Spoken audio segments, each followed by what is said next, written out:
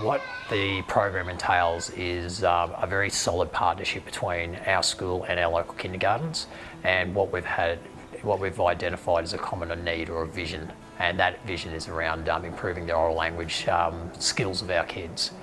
So we're at Berrinba East State School. My name is Steve Kanowski and I'm the principal. The biggest issue in our community is that our kids come in with oral language deficits. So the Australian Early Developmental Census data identified that we had 52% of kids developmentally vulnerable in the area of oral language. And then what we see is throughout the rest of the school, we see that oral language deficit continued impact on learning all the way through to our sixes. Basically what that's done is we've worked collaboratively with our kindergartens around a common approach called abecedarian. And it's a very simple thing, so they're just a range of different strategies to extend language interactions with kids. So an example is we talk about 4 for sure, strive for 5, and what that means is we're aiming for 4 conversational returns. That means I speak, you speak, I speak, you speak, I speak, you speak, I speak, you speak. That's 4, but we strive for 5. And the adult's role in that is to continue to extend the conversation around the child's interest based. The other part of that is also providing provocations and games for adults and children to interact, and it gives the kids something to talk about. So what we've done is we've actually successfully assisted in the professional development of our kindergarten teachers around this approach. So our kids are exposed to this approach when they're in kindergarten, and then when they come through in the prep, it's the same approach, the same language, the same strategies are used.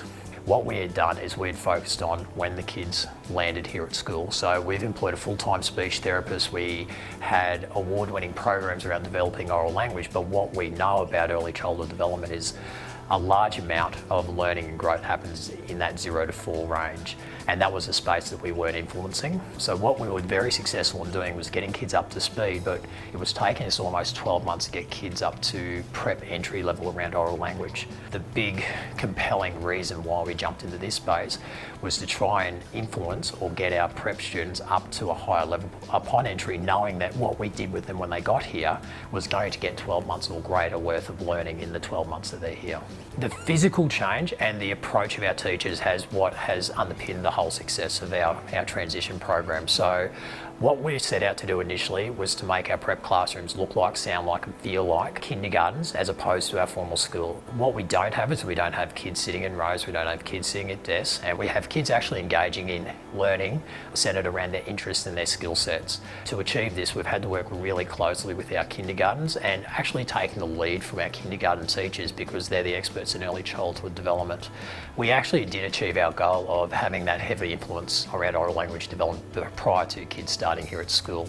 And what we did see is the fact that the kids are actually on the starting line of prep meant that there was higher degrees of success as they progressed through prep. We found there was a higher representation of those kids not only just passing English but also getting A's and B's in English. Instead of kids having to be ready for school, we see it as our role is to be ready for the children to come to us. So the onus is on us for change. And what we saw there is kids feeling comfortable, parents feeling comfortable. The students that attended our local kindergartens who worked closely with us had an attendance rate of 96% compared to the prep attendance rate overall, which just sat at 91%. So they're coming to school 10 days more often on average than students who didn't attend our local kindergartens. The impact on student behaviour has been phenomenal. So what we've seen is we've seen our little people have now got the oral language skills to be able to express their needs, and they've got the oral language skills to be able to successfully interact with their peers. And what we're finding is that we're not getting the same levels of frustration or adverse behaviour because of the frustration associated with not being able to express needs. So the first year that was rolled out and we saw the impact was 2019. We had no suspensions of prep students, and this year, rolling it out, we've only had 1. Now prior to that, we were looking at in 2018, we had 16 suspensions in prep, which is not a really good way for any little person to start their schooling experience.